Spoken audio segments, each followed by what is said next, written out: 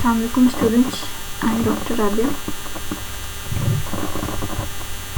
and in this lecture we are going to discuss about blood related vitamin B complex, जिसके अंदर हमारे पास folic acid आता है और हमारे पास विटामिन B12 आता है, B9 और B12 आता है। तो सबसे पहले हम विटामिन B9 पढ़ते हैं। वाटर सोल्युबल विटामिन है, ठीक है। ये वाटर सोल्युबल की हमारे पास एक क्लास है, हम क्लासिफिकेशन के अंदर पढ़े हुए हैं। इसका जो दूसरा नाम है वो हमारे पास फॉलिक एसिड भी हो सकता है या हम इसको फॉलिसिन भी बोलते हैं। केमिकली अगर हम इसकी बात करें तो केमिकली ये 3 कंपाउंड से मिलकर बना हुआ होता है, ठीक है। इसके बीच में हमारे पास एक टेरिडिन रिंग होती है और एक हमारे पास एक कंपाउंड होता है, एक मॉलिक्यूल होता है दैट इज़ नोन एज पाबा या para amino benzoic acid. Third one is the glutamate. किस तरह से होता है कि जो टेरिडिन रिंग है जब वो पाबा के साथ मिलती है तो उसको हम टेरोइक एसिड बोलते हैं। जब ये टेरोइक एसिड ग्लूटामेट के साथ मिलता है तो इसको हम फॉलिक एसिड कहते हैं, ठीक हो गया। ये हमारे पास 3 वो कंपाउंड्स हो गए या 3 वो स्ट्रक्चर्स हो गए जिन तीनों के कम्बिनेशन से हमारे पास फॉलिक एसिड बनता है। अगर हम केमिकली देखें तो हम केमिकली इसको टेरोइल ग्लूटामिक एसिड भी बोलते हैं या PGA भी बोलते हैं। अब ये PGA जो है वो हमारे पास 3 डिफरेंट कंपाउंड्स के फॉर्म में एग्जिस्ट करता है। इनका अगर हम केमिकल बेसिस पे बात करें तो इनका जो बेसिक जो केमिकल स्ट्रक्चर होगा वो सेम होगा। जो डिफरेंस आएगा वो सिर्फ और सिर्फ नंबर ऑफ ग्लूटामिक एसिड की में आएगा, जिसकी वजह से हम इसकी 3 डिफरेंट फॉर्म्स जो हैं वो एग्जिस्ट करती हैं। अगर हम इसकी बात करें कि हमारे पास मोनोग्लूटामेट होता है, ट्राईग्लूटामेट होता है और हेप्टाग्लूटामेट होता है। जो बेसिक स्ट्रक्चर है वो सेम होगा, जैसे अभी हम पीछे पढ़कर आए कि टेरिडिन न्यूक्लियस होगा, उसके साथ जो है पाबा लगा हुआ होगा और साथ ग्लूटामिक एसिड लगा होगा।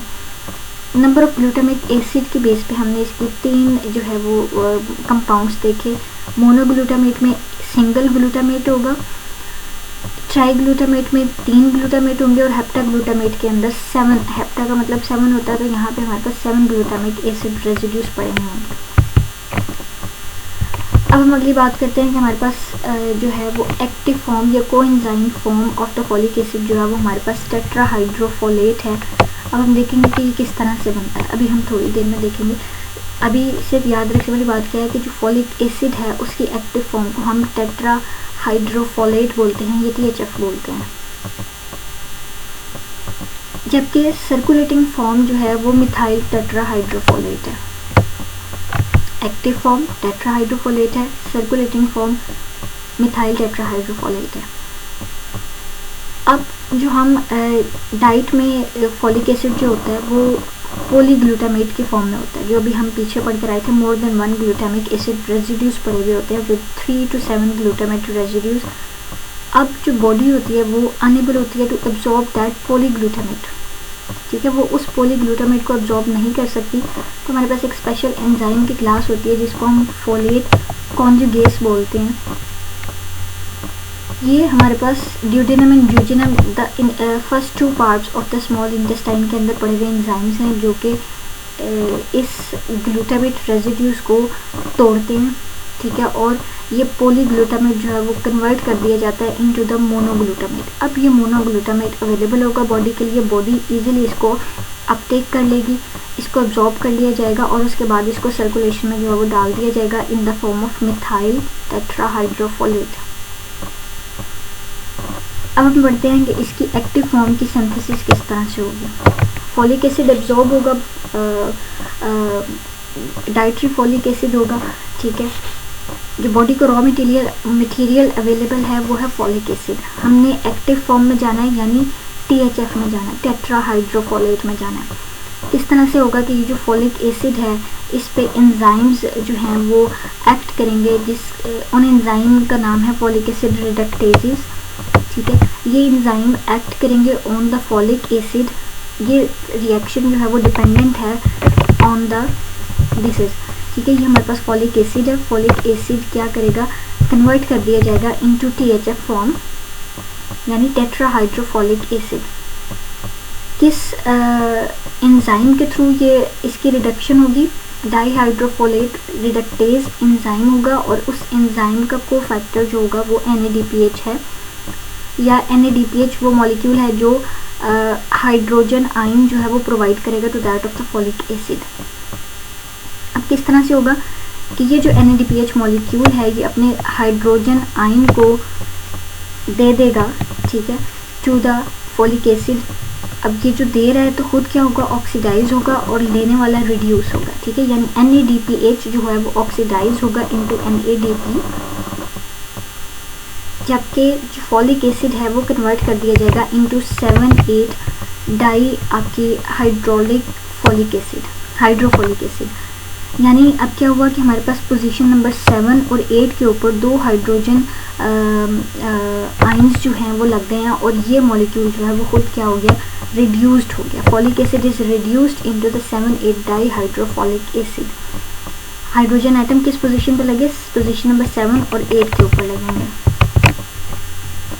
दिस इज पोजीशन 7 और 8। पहले स्टेप में जो हाइड्रोजन आयन लगेंगे वो पोजीशन नंबर 7 और 8 पे लगेंगे। फिर दोबारा यही होगा कि ये जो डाई हाइड्रोफोलेट बना है, दो हाइड्रोजन आयन आए ना, तो 7,8 डाई हाइड्रोफोलेट दोबारा रिडक्शन के अंदर जाएगा, दोबारा NADP मॉलिक्यूल ऑक्सीडाइज होगा और अपने दो हाइड्रोजन आयन जो है वो डाई हाइड्रो को दे देगा। But at this time the hydrogen atom जो है वो कहाँ पे लगेंगे, at the position number 5 and 6, ठीक है। तो इस तरह से हमारे पास क्या बन गया, 5, 6, 7, 8 टेट्रा हाइड्रोफोलिक एसिड बन गया, which is the active form of the folic acid. Again इसको सारे को समअप करने लगी हूँ कि हमारे पास फॉलिक एसिड जो है वो एब्जॉर्ब किया जाता है डाइटरी सोर्स से, ठीक है, उसके बाद उसकी रिडक्शन होती है और जो उसकी एक्टिव फॉर्म है टेट्रा हाइड्रोफोलेट यानी THF, उसमें कन्वर्ट कर दिया जाता है यूजिंग द एंजाइम रिडक्टेजेस, ठीक है। ये रिडक्टेसेस जो हैं वो NADPH मॉलिक्यूल की प्रेजेंस में रिड्यूस होंगे, जबकि NADPH मॉलिक्यूल जो है वो खुद ऑक्सीडाइज होगा। अब दो हाइड्रोजन आइंस जो हैं वो NADP मॉलिक्यूल से लिए जाएंगे और फॉलिक एसिड के पोजीशन नंबर 7 और 8 के ऊपर लगा दिए जाएंगे। जो बनने वाला मॉलिक्यूल होगा उसको हम क्या बोलेंगे, 7,8 डाई हाइड्रोफोलिक एसिड। ये 7,8 डाई हाइड्रोफोलिक एसिड दोबारा रिडक्शन फेज में जाएगा, दोबारा रिड्यूस होगा, अगेन उसी तरह से NADP मॉलिक्यूल से हाइड्रोजन आयन लिए जाएंगे और फिर क्या होंगे, अब जो लगेंगे हाइड्रोजन आयंस वो पोजीशन नंबर 6 और 5 पे लगेंगे और इस तरह से हमारे पास क्या बन जाएगा, टेट्रा हाइड्रोफोलेट बन जाएगा, which is the active form of folic acid.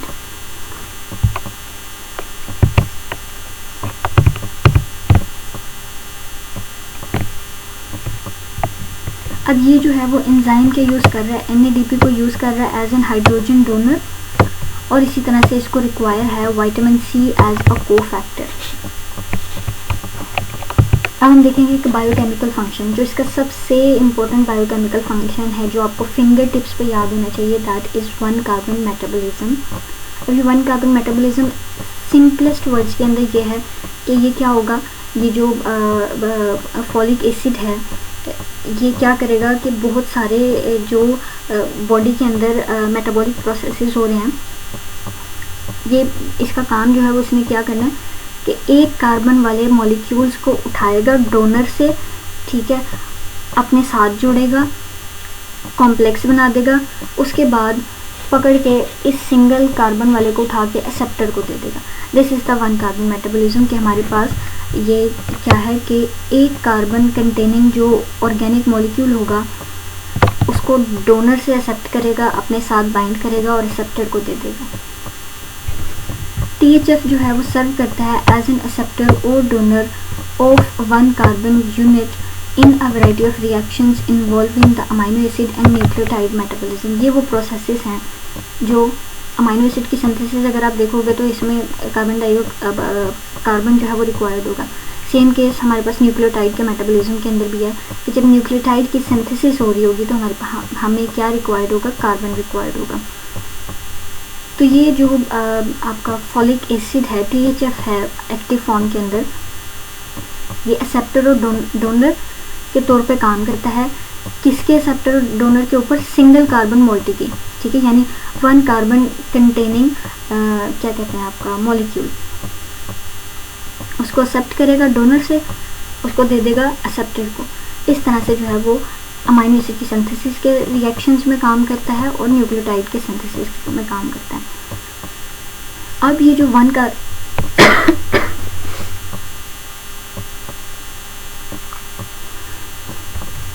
One carbon unit है ये बाइंड करता है THF के साथ किस पोजीशन के ऊपर, पोजीशन N5 या position N10 of the pteroyl structure, ठीक है, यानी रिंग के ऊपर पोजीशन नंबर 5 या पोजीशन नंबर 10 के ऊपर जो है वो वन कार्बन यूनिट बाइंड करेगा, डिपेंडिंग अपॉन कि हमारे पास किस फॉर्म के अंदर वन कार्बन यूनिट लग रहा है, मिथाइल की फॉर्म में, मिथाइलिन की फॉर्म में, फॉर्माइल की फॉर्म में। ये भी हम आगे देखेंगे कि किस किस फॉर्म के अंदर जो है वो आ सकता है। कौन सी फॉर्म जो है वो वन कार्बन यूनिट की है जिसने आके अटैच होना है to that of the THF। हमारे पास जो सिंगल यूनिट आपका जो कार्बन है उसकी जो पोजीशनिंग है वो 5 के ऊपर होगी या 10 के ऊपर होगी या दोनों के ऊपर हो सकती है।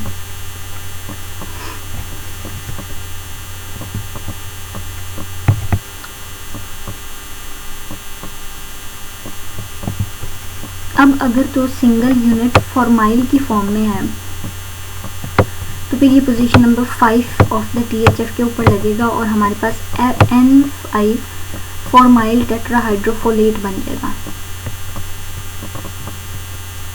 N5 फॉर्माइल टेट्राहाइड्रोफोलेट, ठीक है, इसको हम कॉमन लैंग्वेज में कॉमनली इसको फोलिनिक एसिड भी बोलते हैं। अब अगर आप यहाँ पे देखें तो यहाँ पे हमारे पास क्या लगा हुआ है,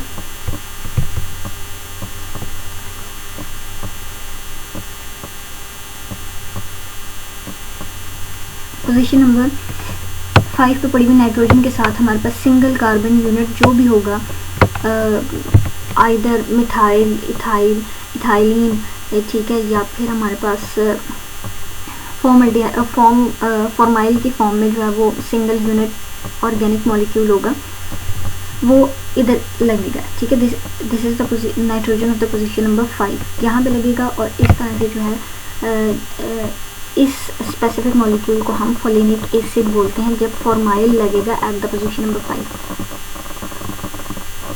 अब हम देखेंगे कि हमारे पास बहुत सारे जो केमिकल रिएक्शंस हैं बॉडी के अंदर हो रहे वो वन कार्बन मेटाबॉलिज्म के अंदर बनते हैं, ठीक है। फॉर एग्जांपल प्यूरिन्स होगी, ये हमारे पास डिफरेंट जो है वो कार्बन के डेरिवेटिव्स हैं, सिंगल यूनिट कार्बन के डेरिवेटिव्स हैं और ये उनका R ग्रुप है, फंक्शनल ग्रुप है, जो आप पीछे FSC के लेवल तक पढ़ाए हुए। फॉर्माइल THF पोजीशन नंबर 5 पे लगेगा, फॉर्माइल THF पोजीशन नंबर 10 पे भी लग सकता है, फॉर्मिनो THF 5 पे लगेगा, ठीक है, 5 और 10 पे मिथाइनाइल लगेगा, 5 और 9 पे मिथाइलिन लगेगा और इस तरह से हमारे पास 5 पे मिथाइल THF लगेगा, ओके। और ये हमारे पास उनके फंक्शनल ग्रुप्स हो गए कि हमारे पास formyl C double bond O और H होता है, ठीक है, और फॉर्मिनो में हमारे पास क्या हो जाएगा, NH ग्रुप आ जाएगा। मिथेनाइल में हमारे पास 3 जो है वो हमारे पास बॉन्ड्स हैं, 3 बॉन्ड्स हैं, डबल बॉन्ड्स, 2 डबल बॉन्ड्स हैं आपके मिथाइलिन के, 2 सिंगल डबल बॉन्ड है मिथाइलिन के अंदर। These are all the functional groups जो आप FSC के लेवल पे पढ़ाए हुए थे। आई होप कि आपको सब कुछ पता होगा, याद होगा, तो इसलिए मैं इसकी ज़्यादा डिटेल में नहीं जा रही। अच्छा जी, अब हमारे पास आते हैं कि वो आपके मॉलिक्यूल्स जो कि वन कार्बन मेटाबॉलिज्म के रिजल्ट में बनते हैं। These are the purines, pyrimidines. For example purine जो है, अब आपको पता है कि हमारे पास किस में यूज़ होगा, DNA की सिंथेसिस में, ठीक है, RNA की सिंथेसिस के अंदर यूज़ होगा। पायरिमिडिन की अगर आप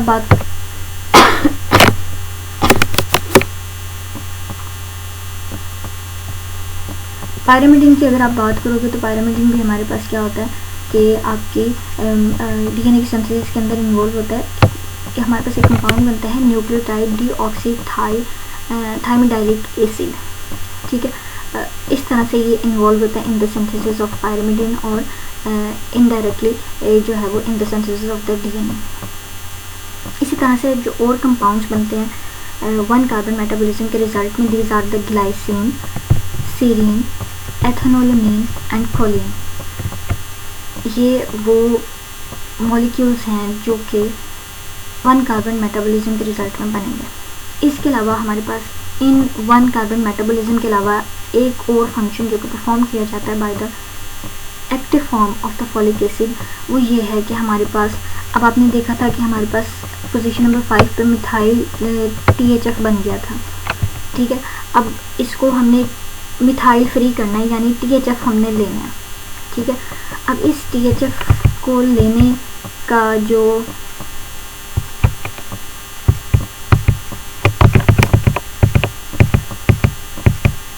प्रोसेस है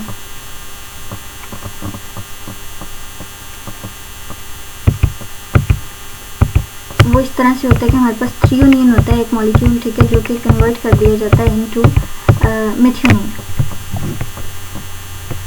होमोसिस्टीन हमारे पास एक मॉलिक्यूल है जो कि कन्वर्ट कर दिया जाता है into the methionine using the enzyme homocysteine methyl transferase, ठीक है।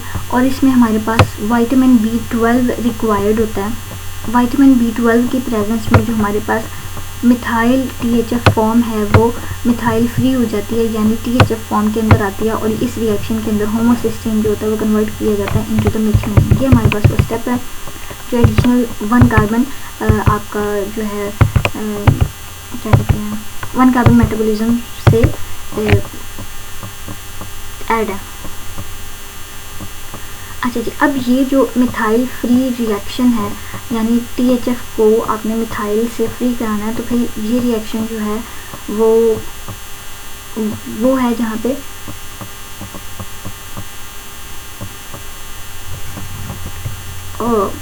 होमोसिस्टीन जो है वो कन्वर्ट कर दिया जाता है इनटू द मेथियोनिन।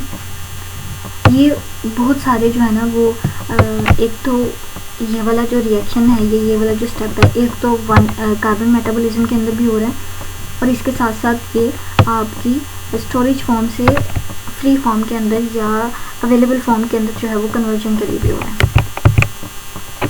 अब आप यहाँ पे देखें कि जो 1 कार्बन डोनर्स हैं, यानी जिनसे 1 कार्बन आपका मॉलिक्यूल लिया जाएगा, these are the glycine, serine और हिस्टिडीन वगैरह हैं जो कि सिंगल कार्बन को देंगे, ठीक है।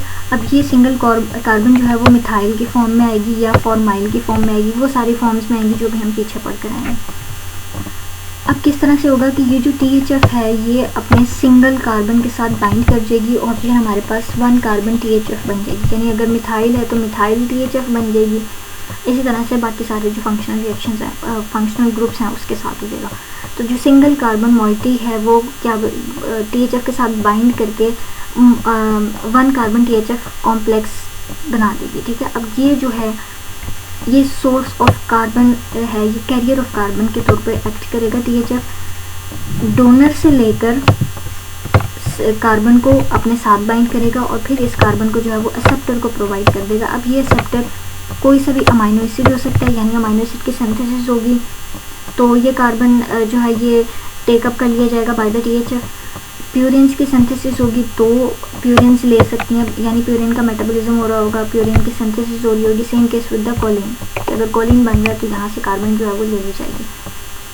अब हम बात करेंगे इसकी डिस्ट्रीब्यूशन की, सोर्सेज की, किस तरह से फॉलिक एसिड जो है वो लिया जा सकता है। वाइडली डिस्ट्रीब्यूटेड है, नेचर के अंदर जो रिच सोर्स है वो ग्रीन लीफी वेजिटेबल्स होंगी, ग्रेन्स वगैरह हैं, सीरियल्स हैं, आपकी अगर आप एनिमल सोर्स से देखोगे तो किडनीज, लिवर, यीस्ट वगैरह आ गई।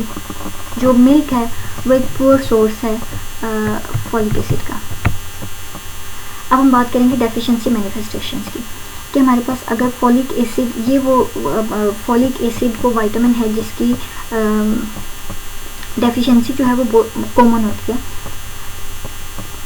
एक तो जनरल पॉपुलेशन के अंदर भी कॉमन हो सकती है वैरायटी ऑफ कॉजेज़ की वजह से, कि फॉलिक एसिड का इनटेक प्रॉपर नहीं है, फॉलिक एसिड की एब्जॉर्प्शन नहीं है, फॉलिक एसिड की सिंथेसिस के लिए कोई एंजाइम की डेफिशिएंसी हो गई है, तो फिर फॉलिक एसिड बॉडी को इन एनी केस बॉडी को फॉलिक एसिड अवेलेबल नहीं है, ठीक है। एक तो ये हो गया, या दूसरा ये हो सकता है कि उसका जो फॉलिक एसिड की इंक्रीज्ड डिमांड हुई हुई है लेकिन उसकी जो इनटेक है वो नॉर्मल ही है। फॉर एग्जांपल हमारे पास जो यहाँ पे उसने बताई हुई है, जो आपकी मोस्ट प्रोन पॉपुलेशन है to develop the folic acid deficiency वो प्रेग्नेंट वुमेन होगी, ठीक है। अब आप खुद देख लो कि प्रेग्नेंट वुमेन के अंदर जो इनटेक होगा फॉलिक एसिड का वो ज़्यादा हो जाता है, लेकिन अगर वुमेन जो है उस टाइम पे फॉलिक एसिड नहीं लेती तो बहुत सारी जो है ना वो डिजीज़ हो सकती हैं। इसी तरह से हमारे पास लैक्टेटिंग वुमेन है जो कि एट हायर रिस्क होती है to develop the folic acid deficiency. Women at oral contraceptive drugs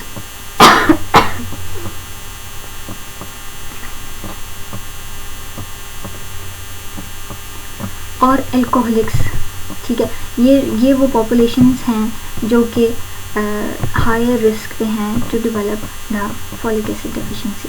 अब हम देखते हैं कि इसके कॉजेज़ क्या क्या हो सकते हैं। या तो इनएडिक्वेट डाइटरी इनटेक होगा, आप इनटेक प्रॉपर नहीं कर रहे, डिफेक्टिव एब्जॉर्प्शन हो रही है, एंटी कन्वल्सिव ड्रग्स ले रहे हो, या फिर आपकी डिमांड बढ़ रही है।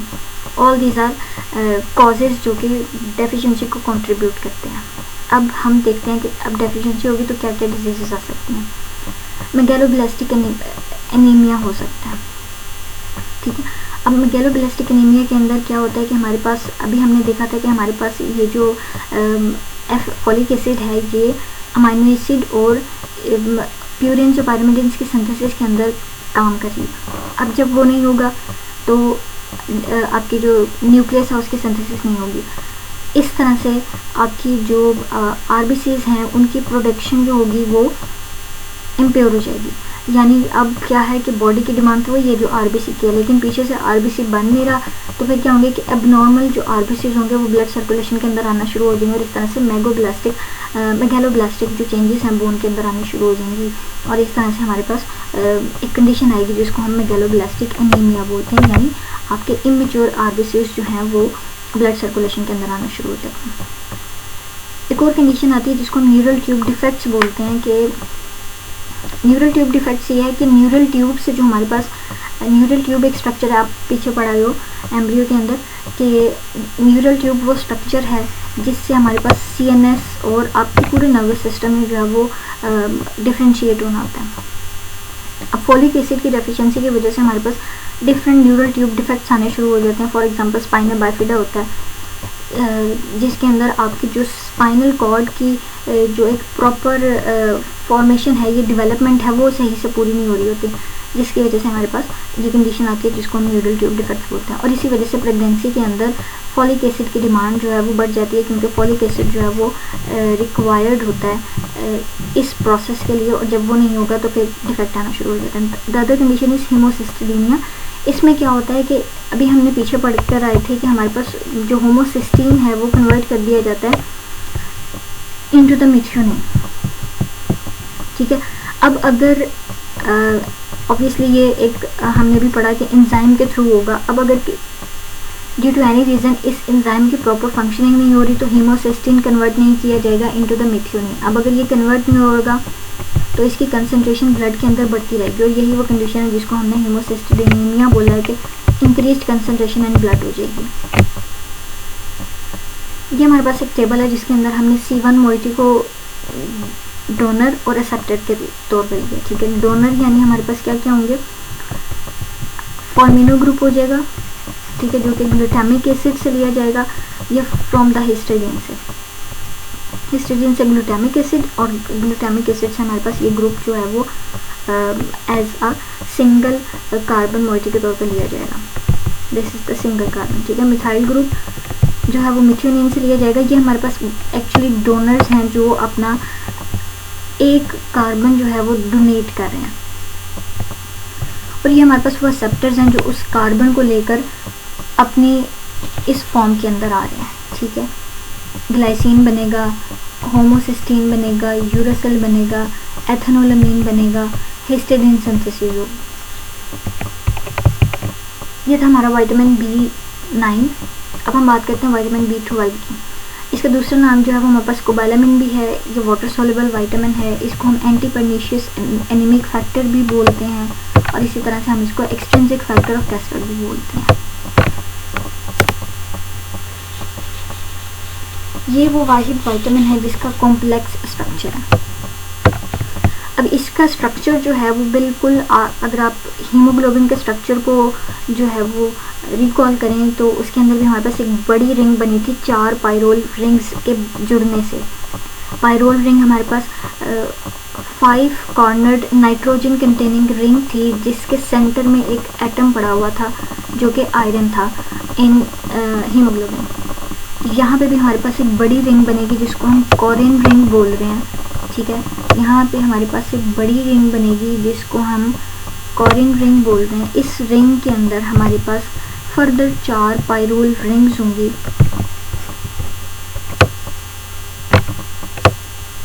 ठीक है। और इसके सेंटर में जो पड़ा हुआ आयन होगा दैट विल बी कोबाल्ट, ठीक हो गया। ये 4 पायरोल रिंग्स हैं जिनको हम नाम देंगे अभी थोड़ी देर में A, D, B, C। 4 pyrrole rings हैं, ये आपस में कनेक्टेड हैं और एक मेजर बड़ी रिंग बना रहे हैं जिसको हम कोरिन रिंग बोल रहे हैं।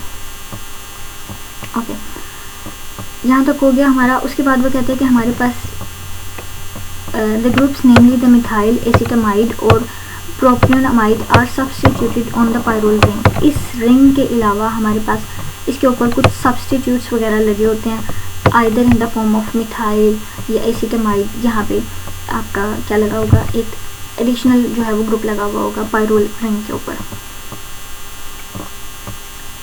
कोरिन रिंग के ऊपर।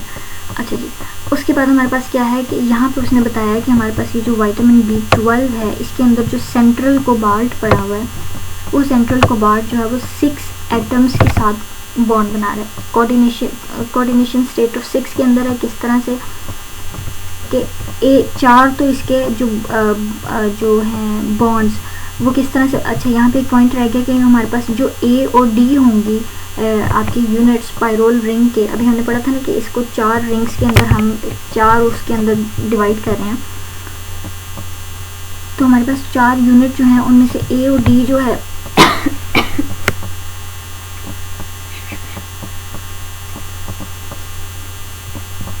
A और D जो होंगे वो क्या होंगे, डायरेक्टली लिंक्ड होंगे, ठीक है, एक दूसरे के साथ। जबकि B और C जो होंगे वो आपस में जुड़े हुए होंगे बाय द मीथेन ब्रिज, ठीक है। इस तरह से इनका कनेक्शन होगा। अब आप देखो कि कोबाल्ट जो है वो 4 बॉन्ड्स तो बना रहा है with that of the nitrogen atoms of the pyrrole ring. हमने पायरोल रिंग कहा था कि नाइट्रोजन कंटेनिंग 5 कॉर्नर्ड रिंग होती है। इस तरह से हमारे पास 4 रिंग्स बन जाएंगी, ठीक है। और इनके जो नाइट्रोजन एटम होगा उसके साथ कोबाल्ट के 4 बॉन्ड्स बन जाएंगे। अब हमने कहा कि 6 उसके बॉन्ड्स बनेंगे कोबाल्ट के, 4 नाइट्रोजन के साथ बन गए। अगला जो है वो हमारे पास एक स्ट्रक्चर के साथ बनता है जिसको हम डाईमिथाइल बेंजीअमाइडाजोल बोलते हैं, DBM। अब मैं DBM बोलूँगी। अच्छा, अब हमारे पास एक मॉलिक्यूल पड़ा हुआ है, एक बड़ा स्ट्रक्चर पड़ा हुआ है जिसको हम DBM बोल रहे हैं। इस DBM के अंदर हमारे पास 5 कॉर्नर्ड राइबोज शुगर होती है, 5 फॉस्फेट राइबोज शुगर होगी, ठीक है।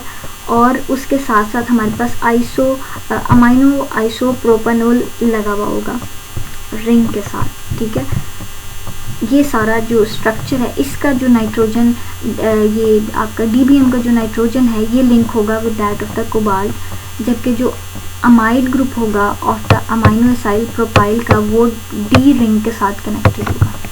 ये हो गया हमारे पास चौथा बॉन्ड, पांचवा विद द DBM। छठा जो है वो हमारे पास हमने भी पढ़ा था कि इसके ऊपर हमारे पास एक सब्स्टिट्यूट लगा हो सकता है, आइदर सियानाइड हो सकता है, मिथाइल हो सकता है, ठीक है। तो ये हमारा छठा बॉन्ड बन जाएगा विद दैट ऑफ द क्या कहते हैं, कोबाल्ट। ये जो हमने पांचवा और छठा बॉन्ड पढ़ा है ये आपके जो कोरिन रिंग का प्लेन होगा, जो सियानाइड होगा, जो सब्स्टिट्यूट लगा हुआ होगा वो कोरिन रिंग के प्लेन के ऊपर लगा हुआ होगा, जबकि आपका DBM वाला जो सारा स्ट्रक्चर है ये कोरिन रिंग के प्लेन के नीचे लगा हुआ होगा। ये बात तो याद करने वाली है। उसके बाद हमारे पास आते हैं सब्स्टिट्यूट्स ग्रुप। अभी हमने देखे कि हमारे पास क्या हो सकते हैं, सियानाइड हो सकता है, हाइड्रोक्सल हो सकता है, नाइट्राइट हो सकता है। सियानाइड लगा हुआ होगा तो उसको हम सियानो कोबालामिन बोलेंगे। हाइड्रोक्सिल ग्रुप लगा हुआ होगा तो उसको हम हाइड्रोक्सी कोबालामीन बोलेंगे। नाइट्राइड ग्रुप लगा होगा तो इसको हम नाइट्रोकोबालामीन बोलेंगे। सब्स्टिट्यूट के नेम के साथ हमने वो लगा देना है कोबालामीन। अब विटामिन B12 की दो जो हैं वो एक्टिव फॉर्म्स हैं। एक हमारे पास 5-डीऑक्सी एडिनोसाइल है, दूसरी हमारे पास मिथाइल कोबालामीन है। ठीक है, ये जो 5-डीऑक्सी वाली है इसमें सियानाइड जो होता है वो रिप्लेस कर दिया जाता है बाय द 5-डीऑक्सी एडिनोसिन, जो कि एक अनयूजुअल कार्बन कोबाल्ट बॉन्ड बना देता है। यानी यहाँ पे सियानाइड की जगह पे जो सब्स्टिट्यूट है वहाँ पे सियानाइड की जगह पे क्या लग जाएगा, 5-डीऑक्सी एडिनोसिन, और जो एक्टिव फॉर्म बन जाएगी विटामिन B12 की that will be the deoxy adenosyl cobalamin. Methyl cobalamin में हमारे पास जो सियानाइड होगा वो रिप्लेस कर दिया जाएगा बाय द मिथाइल ग्रुप। अब हम देखते हैं कि इसका इनटेक किस तरह से होगा, बॉडी में किस फॉर्म में अवेलेबल होगी। जो विटामिन B12 से रिलेटेड एक बात है वो ये कि इसका जो GIT की एब्जॉर्प्शन है वो एक स्पेशल प्रोटोकॉल के थ्रू होगी, अभी हम थोड़ी देर में देख लेंगे।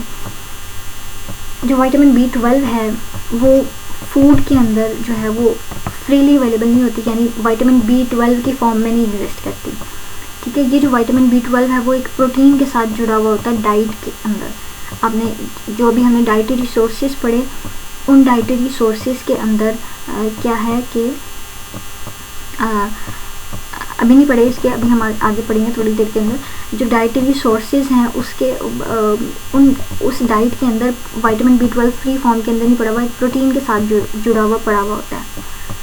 बॉडी ने अब क्या करना होता है कि एक एंजाइम जो है वो रिलीज़ करना होता है ताकि उस प्रोटीन से विटामिन B12 को अलग कर लिया जाए। बॉडी ये जो एक स्पेशल एंजाइम रिलीज़ करती है ताकि हमें विटामिन B12 मिल सके, उसको हम इंट्रिंसिक फैक्टर बोलते हैं।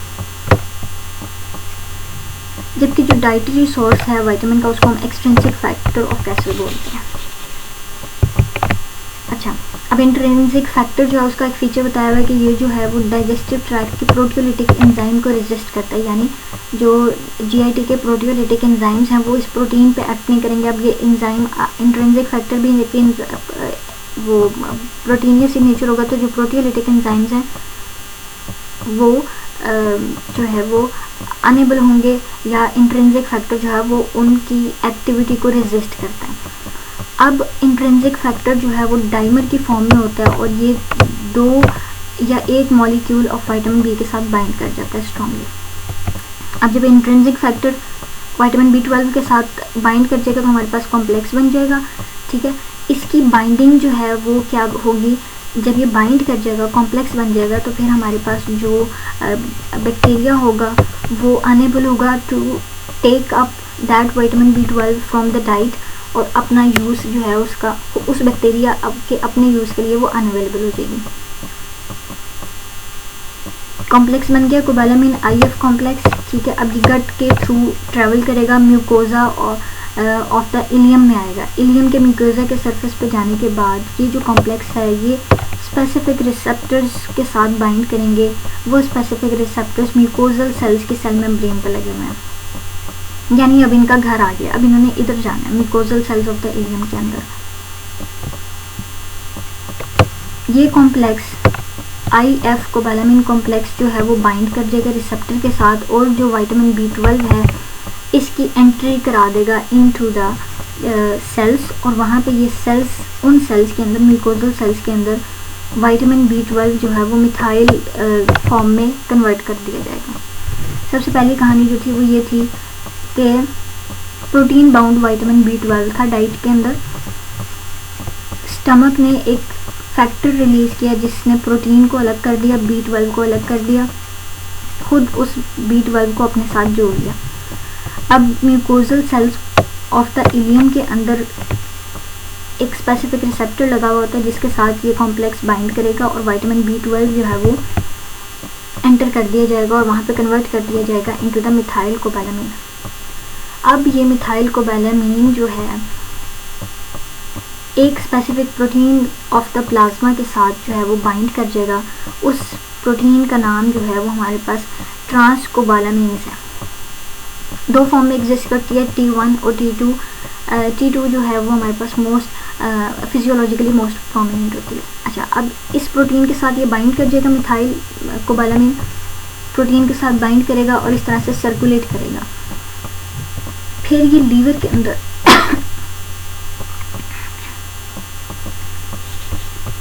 अंदर क्या करेगा, ये मिथाइल B12 जो है वो कन्वर्ट कर दिया जाएगा into its storage form that is deoxy adenosyl B12। ये स्टोरेज फॉर्म है विटामिन B12 की, डीऑक्सी एडिनोसाइल B12। ये सारी कहानी थी कि किस तरह से हमारे पास इसकी एब्जॉर्प्शन होगी, ट्रांसपोर्टेशन होगी और स्टोरेज होगी। अब हम बात करते हैं इसके बायोकेमिकल फंक्शंस की कि किस तरह से ये अपना फंक्शन जो है वो परफॉर्म करता है। सबसे पहले तो हमारे पास ये इन्वॉल्व होगा हीमोसिस्टीन की कन्वर्जन इनटू द मेथियोनिन, जो हम पीछे विटामिन B9 के अंदर भी पढ़ कर आए हैं, जिसमें हमने कहा था कि हमारे पास जो है वो विटामिन B12 जो है वो कंपल्सरी है फॉर दिस कन्वर्जन।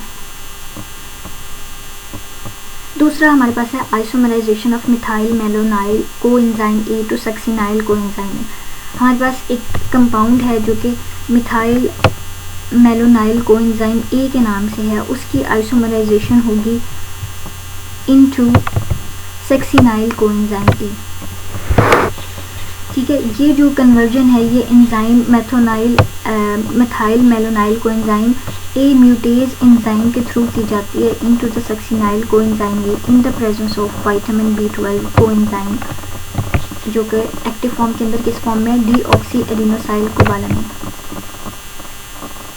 इस रिएक्शन के अंदर हमारे पास हाइड्रोजन ट्रांसफर होंगे। आइसोमेरेज है तो अपनी उसी आइसोमेरेज फॉर्म के अंदर जाएगा।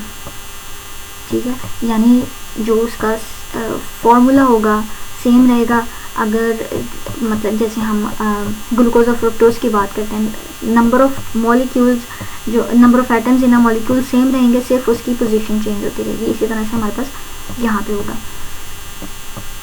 अब अगर विटामिन B12 की डेफिशिएंसी होगी तो इसकी कन्वर्जन नहीं होगी मिथाइल मेलोनाइल कोएंजाइम ए की, और जब मिथाइल मेलोनाइल कोएंजाइम ए कन्वर्ट नहीं होगा उसकी एक्यूमुलेशन होना शुरू हो जाएगी। वो ब्लड के यूरिन के अंदर जो है वो एक्सक्रीट आउट होगा इन द फॉर्म ऑफ एसिड, जिसको हम क्या बोलेंगे, मिथाइल मेलोनोइक एसिड। ये हमारे पास वही कन्वर्जन है। यहाँ पे उसने बताया हुआ कि हमारे पास किस तरह से जो ओल्ड चेन फैटी एसिड्स होते हैं उसके मेटाबॉलिज्म से हमारे पास क्या होता है, मिथाइल मेलोनाइल कोएंजाइम ए बनता है, जो कि आइसोमराइज कर दिया जाता है इनटू द सक्सिनाइल कोएंजाइम ए। और ये एक यूज़फुल फॉर्म है जिसको हम बहुत सारे मेटाबॉलिक रिएक्शंस के अंदर यूज़ करके आए हैं। अब अगर हम इसके सोर्सेज की बात करें तो हमने कहा कि हमारे पास ये सिर्फ और सिर्फ माइक्रो ऑर्गेनिजम्स के अंदर बनते हैं। बाकी जो हैं ह्यूमन एनेबल हैं, प्लांट एनेबल हैं। एनिमल सोर्सेज के अंदर इस तरह से क्योंकि उनके अंदर जो है वो हमारे पास बैक्टीरियल या माइक्रो ऑर्गेनिज्म का फ्लोरा तो हो सकता है, इसलिए। ठीक है, जो हमारे पास रिच सोर्सेज हैं वो लीवर, किडनी, मिल्क वगैरह आ गए और चिकन वगैरह आ गया। ठीक है, उसके अलावा वो कहते हैं कि हमारे पास ये जो कर्ड है ये एक बेटर सोर्स है दैन द मिल्क, इस वजह से कि हमारे पास क्योंकि ये जो कन्वर्जन है ये under the influence of bacteria होती है, तो फिर इस बैक्टीरिया की वजह से हमारे पास बेटर सोर्स हो सकता है दैन द मिल्क। प्लांट्स इसको सिंथेसाइज नहीं कर सकते, इस वजह से प्लांट सोर्स के अंदर हमारे पास विटामिन बी अवेलेबल नहीं होगा। एनिमल्स के अंदर होगा या तो वो ऐसी फूड खा रहे हैं, ठीक है, जो कि डिराइव हुई है फ्रॉम द अदर एनिमल्स, या फिर उनके अंदर जो है बैक्टीरिया पड़े हुए वो उसको सिंथेसाइज कर सकते हैं। अब हम बात करेंगे इसकी डेफिशिएंसी मैनिफेस्टेशंस की। विटामिन B12 की डेफिशिएंसी की वजह से पर्नीशियस एनीमिया हो सकता है। पर्नीशियस एनीमिया इस तरह से होगा कि इसकी जो आपकी कैरेक्टराइजेशंस होगी वो ये होगी कि जो हीमोग्लोबिन लेवल होगा वो ड्रॉप होना शुरू हो जाएगा, कम होना शुरू हो जाएगा। ठीक है, उसकी वजह से RBC कम होना शुरू हो जाएगा। बेसिकली इसमें क्या है कि पर्नीशियस एनीमिया जो है वो मोर रिलेट करती है with that of the stomach diseases, जिसमें स्टमक जो है वो अनेबल है to Uptake that vitamin B12। अच्छा जी, द नेक्स्ट इज मिथाइल मेलोनोइक एसिड्यूरिया कि जो मिथाइल मेलोनाइल कोएंजाइम ए है उसकी कन्वर्जन नहीं हो रही, तो फिर अगर उसकी कन्वर्जन नहीं हो रही तो उसकी ज़्यादा से ज़्यादा डिग्रेडेशन हो रही है इनटू द एसिड ताकि वो बॉडी से रिमूव हो सके। तो इस तरह से डेफिशिएंसी की वजह से हमारे पास क्या होगा, विटामिन B12 की डेफिशिएंसी की वजह से क्या होगा कि ये जो यूरिन है उसके अंदर एसिड का कंटेंट जो होगा वो ज़्यादा हो जाएगा। एक और हमारे पास आता है न्यूरोनल डीजेनरेशन और डीमाइलिनेशन ऑफ नर्वस सिस्टम। इस तरह से होता है कि जो हमारे पास अगर तो जैसे हमने भी पढ़ा कि हमारे पास विटामिन B12 की डेफिशिएंसी की वजह से जो है वो मिथाइल जो एसिड है कोएंजाइम ए है, सॉरी जो मिथाइल मेलोनाइल कोएंजाइम ए है, वो क्या करता है कि जो नर्वस सिस्टम है उसकी जो उनके अराउंड जो माइलिन की शीट होती है उसको डिस्ट्रॉय करना शुरू कर देता है और इस तरह से न्यूरोनल डीजेनरेशन आना शुरू हो जाती है, जिसके अंदर हमारे पास नंबनेस आती है, ठीक है, टिंगलिंग सेंसेशंस आती हैं, सुइयाँ चुभती हैं हाथ में, और अगर सुए केसेस हों तो फिर हमारे पास डिप्रेशन और कंफ्यूजन वगैरह इस तरह की जो है ना वो न्यूरोनल आपके साइंस एंड सिम्टम्स आना शुरू हो जाएंगे। ये था हमारे विटामिन B9 और B12। अगर इसकी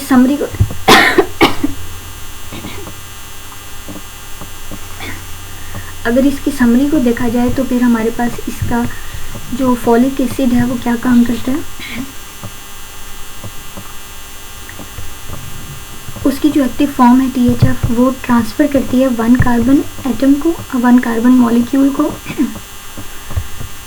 जबकि अगर हम इसको देखें विटामिन B12 को देखें तो ये हमारे pass metabolism of folic acid में इन्वॉल्व होता है। डेफिशिएंसी ऑफ फॉलिक एसिड की वजह से मेगालोब्लास्टिक एनीमिया हो सकता है और B12 की वजह से परनीशियस एनीमिया हो सकता है। ये तो हमारा आज का लेक्चर। जो भी बात आपको इस लेक्चर में से समझ नहीं आएगी काइंडली मुझसे पूछ लीजिएगा। Thank you so much. अल्लाह हाफिज़।